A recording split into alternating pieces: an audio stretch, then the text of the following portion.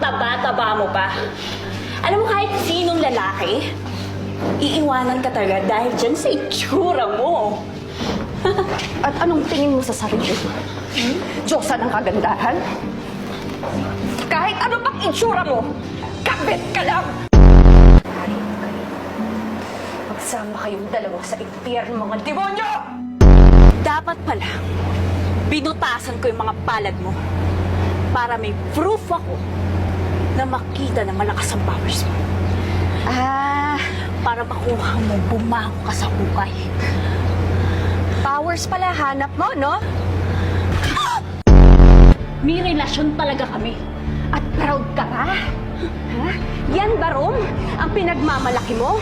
Ganyang klase ba ang gusto mong tumayo bilang ina ni Austin, ha? Babaeng pinagsawaan na ng kung sino-sinong lalaki! Yan, chika! Wala na, Ano? Ka na nakaulino! Talaga? Oo. Mag-ilusyon ka hanggang gusto mo. Tandaan mo, ang kabit hindi pa kakasalan hanggat hindi pa patay ang totoong asawa.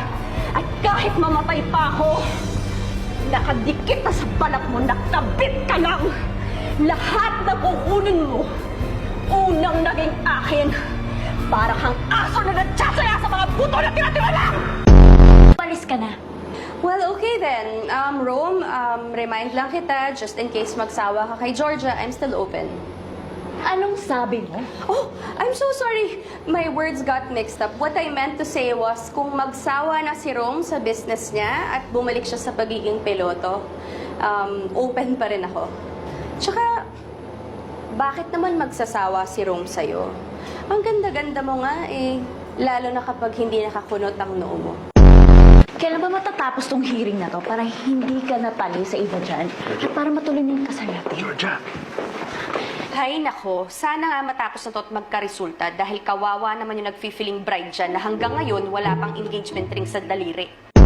Nakatulog ka ba? Matapos mong malaman na hindi na kayo kasal ni Rome. Oh yeah, ang himbing nga ng tulog ko. Yun nga lang, napanaginipan kita. Ah, talaga? Ano naman ang ginagawa ko sa panaginip mo? Pinagtatawanan ka. No, actually, ako pa nga yung tumatawa. Kasi iyak ka daw ng iyak dahil ayaw kong pakasalan ni Rome. Huwag mo na akong agawan ng karapatan. Karapatan? Do you even know what you're talking about?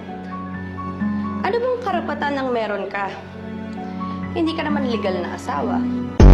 Itigilan mo na siya! And what makes you think that you can stop me? Bakit, Georgia?